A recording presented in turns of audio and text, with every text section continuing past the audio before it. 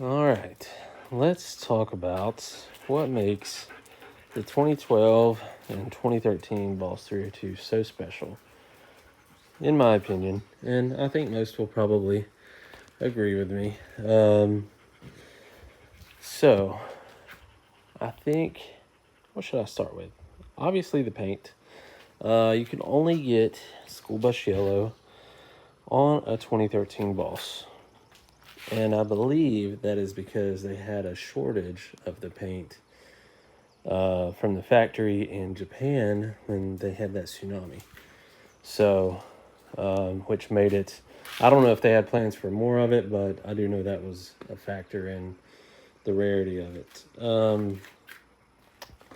With the Boss, you get the cool front grille with the fog light delete. And these actually come out, so on the track you can pull them out and get better airflow to the radiator. You also get better wheels and tires. This is a Laguna Seca, so you get these 19-inch wheels. The regular Bosses come with the black wheels with the polished lip. They come with Pirellis. These come with the Goodyear Eagle F1. These aren't the original tires, but these are the same, just newer. I think they have like a 2021 date. So, very sticky tires. I've never used these tires before on any of my other Mustangs, but they're super sticky. They also come with Brimbos on the front. Really good brakes. Standard Mustang did not come with those. I think you could get a Brembo package or the performance pack. But yeah, they also come with a splitter. The Laguna Seca comes with a splitter in that box right there. Mine was never installed by the original owner who I bought it from. I bought it from a dealer. The original owner traded it in. I might install it. I'm going to try to install it. I'm going to a cruise-in tomorrow, so see if I can get it installed. The Laguna Secas come with these stripes. And a regular Boss, the stripe actually goes across right there and connects on the side to the side stripe. The Laguna Secas don't. What else we got? Oh yeah, the Laguna Secas also come with brake ducts. Mine aren't installed because they're in the box with the splitter. We'll probably install them because I do want to track the car. The mirrors match the stripes, which I thought was pretty cool. The Laguna Seca also comes with this spoiler, which is essentially a California Special spoiler, but it's kind of in that, again, it matches the mirrors and the stripes, so pretty cool. The regular Bosses, they had that little, just the ducktail spoiler, which I think also looks good. The Laguna Seca also comes with that cool little, fake gas cap. And let me get my keys out. And of course, I gotta talk about the red key. So the Bosses came with two different keys. Red key is the track key, gives it a low idle, engine braking, better throttle response, all kinds of cool stuff, which was super cool back in 2012, 2013. And then you have your regular key, so it just drives like a normal Mustang. So yeah, that's pretty cool. And of course, I don't know if anyone actually uses the normal key. I know I don't. Another cool factor about the Boss is the side pipes. All Bosses come with side pipes. There are little plates that you can pull out up in. Mine are somewhere in here. Oh, there they are. Yeah, you can pull these out, give it some more sound, which I think is pretty neat. Pretty much the first thing any Boss owner does to their Boss as soon as they get it,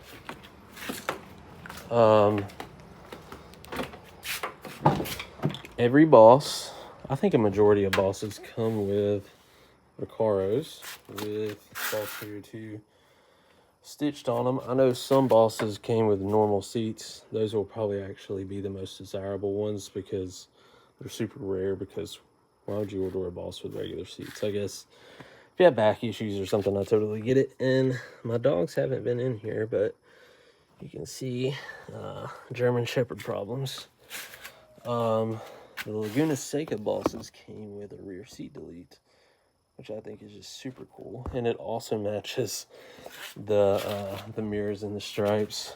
And of course the boss also comes with the 180 mile an hour speedometer.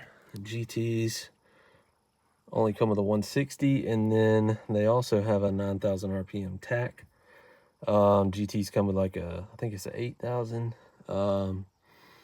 So pretty cool, and it's got more of a retro vibe to it, which I really like.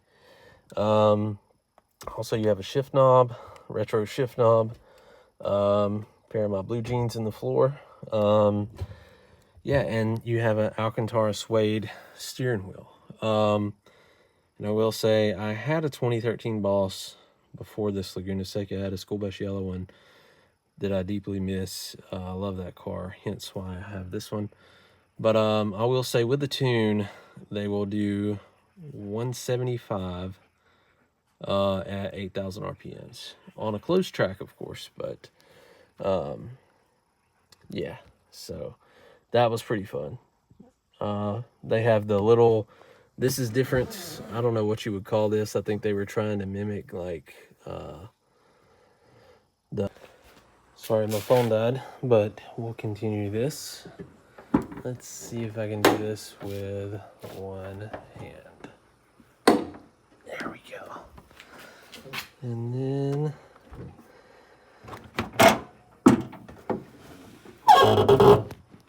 let's see, here we go. So another thing that, in my opinion, well, it's not really an opinion, it's a fact. What sets the Boss 302 apart from the Shelby, the GT, and all the other models, I guess my opinion on this would be that it makes it super special. Of course, looking right in front of you is the Boss manifold, and if you have a real Boss, you have a serialized manifold right here, and mine is a Laguna Seca, so mine is LS605.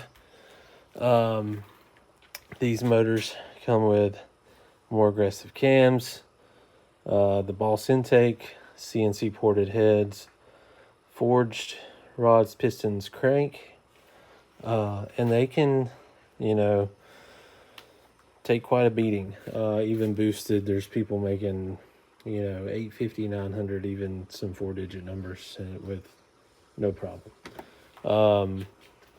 They rev to 7,500 bone stock, and with the tune, they go to 8,000, no problem. There's quite a few guys that do NA builds on these things. They'll put a Cobra Jet, ported Cobra Jet intake manifold, big throttle body, big intake, set of cams, run it on E85, make 500, 520 all day long. And it's pretty insane for a little 302. Another thing that really sets these cars apart is the adjustable suspension, front and rear. Super cool. It really does make a difference. These cars will, at the time they were built, I think Ford's goal was to beat the E92 M3 around Laguna Seca or around a track, and they accomplished that. It's pretty crazy what they do. They also beat the GT500 around the track. They also beat the Audi R8 at the time. They're pretty fast. I think they were posting like 140 lap times. So pretty dang good for the time, and still not bad. Their downfall, it's my little helpers. Their downfall, in my opinion, is the transmission. It comes with a stock MT82 out of a GT, and it's just not a good transmission.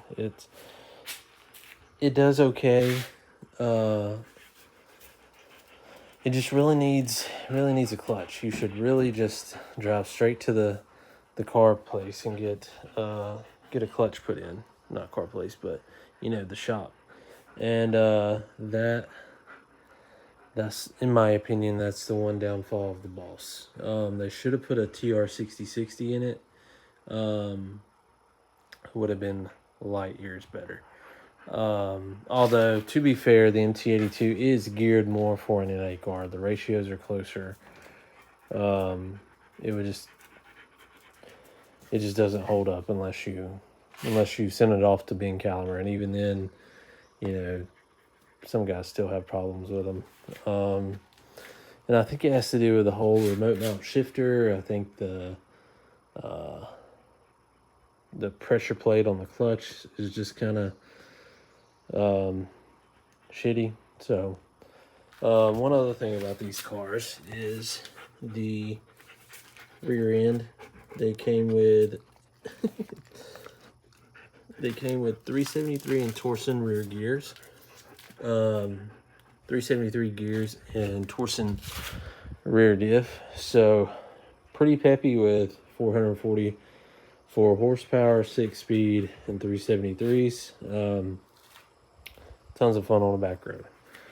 But overall, I think these will be collectors one day, but they are freaking amazing drivers. They drive so well, and the experience is what's so good. They're quick, but you kind of get that, to me, the perfect blend of raw muscle car with refined the modern feel. Like, you can take this car on a 5-hour road trip, and then you can also carve up some twisty canyon roads, and it's gonna kind of give you the feedback you're looking for. So overall, it's looks like my battery came loose. Look at this. No, it's in there good. This look kind of crooked. Yeah, it's a really good car, and I'm happy to have it. So, any questions, just let me know.